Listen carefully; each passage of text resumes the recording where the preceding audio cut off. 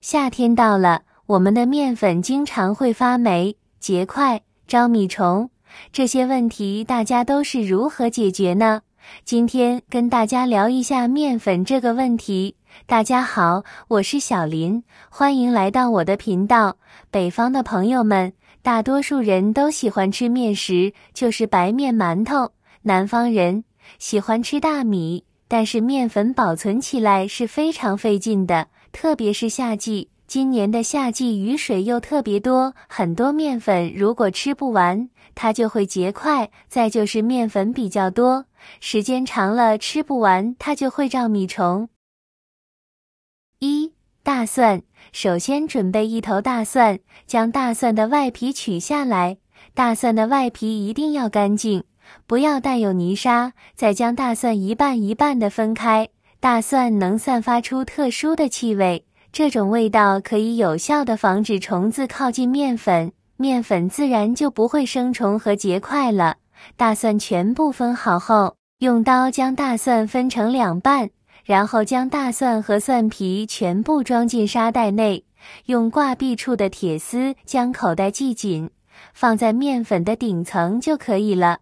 如果条件允许，分别在容器的底层和上层各放上一包，效果会更好。冷冻。虫子在低温的环境下是无法生存的，因此可以把面粉放入冰箱内保存。先把买回来的面粉放到密封袋或是密封盒内，然后放入冰箱的冷冻室冷冻上3天，之后再拿出来存放。经过低温冷冻之后，很多的细菌都被消灭掉了，同时破坏了虫子生存的环境。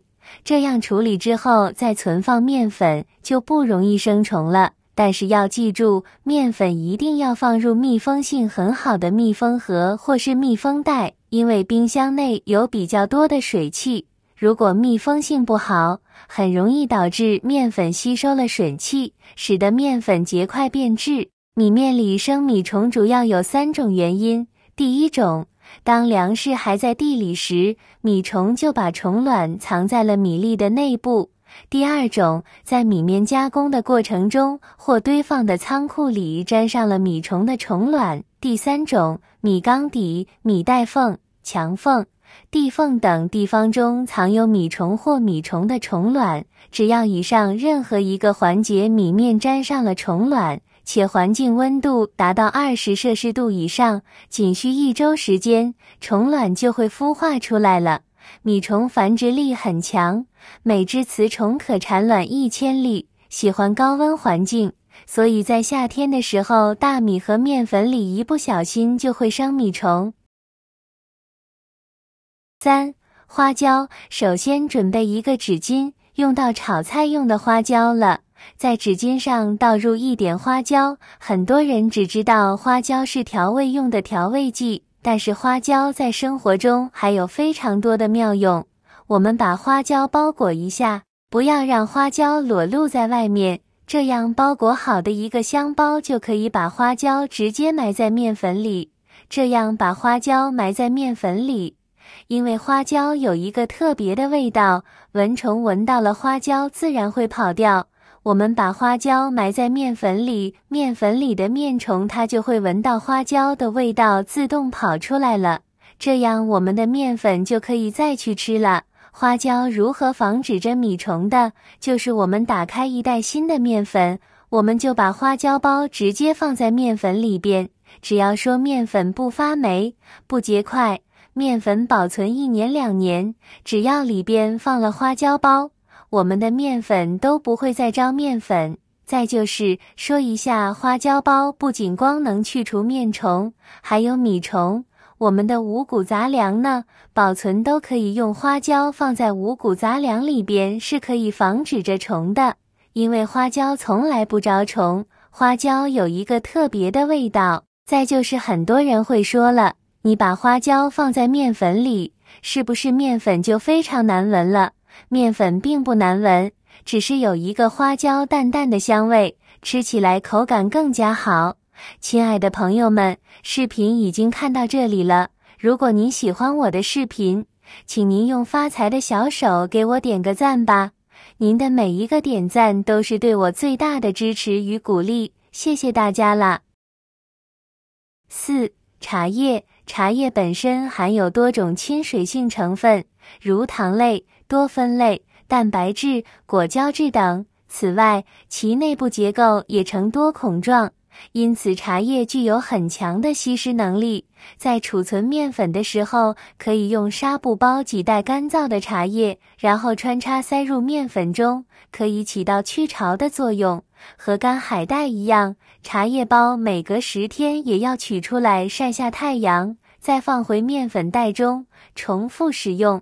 保存面粉注意事项：防止面粉生虫只是一方面，还需要注意其他一些方面，才能在最大程度上避免虫害。首先要选择一个合适的存放空间，这是第一步，也是最重要的一步。因为如果选错空间，即使之后再怎么注意，也很难避免出现问题。那么，存放空间应该如何选择呢？首先要选择一个干燥清爽、通风且没有异味的房间，这是因为如果房间潮湿，即使不做其他事情，你的面粉也容易发霉变质。其次，如果房间里有异味，那么同样的道理，你的面粉也会因为异味被吸引过来。最后，通风也是非常重要的一点，因为只有通风良好，才不会残留异味和湿气。所以将房间选好之后，就需要保证没有异味和湿气了，这样才能防止异味吸引过来以及湿气导致发霉。将面粉容器及时密封。如果你不及时密封，那么之前准备好的防虫措施就没有什么用处了。因为容器没密封的时候，什么都别想挡住昆虫，所以在每次使用完之后，需要及时密封容器，不然你这次使用的时候没发现异常，下次再用的时候可就难说了。最后一点就是要控制购买量。如果你家里很少用到面粉，但是每次买的时候都买很多少，那建议你把量控制下来，因为存放时间越长，就越容易出现问题。这几种防止大米生虫方法都是很常见的，也是非常实用的，在家里操作起来也非常方便，这样面粉放半年都不发霉不生虫。今天就和大家分享到这里，希望大家喜欢，记得加个关注、点赞、收藏一下。大家还知道哪些保存面粉的好方法？欢迎留言评论，我们共同交流学习。感谢大家的支持，谢谢，我们下期再见。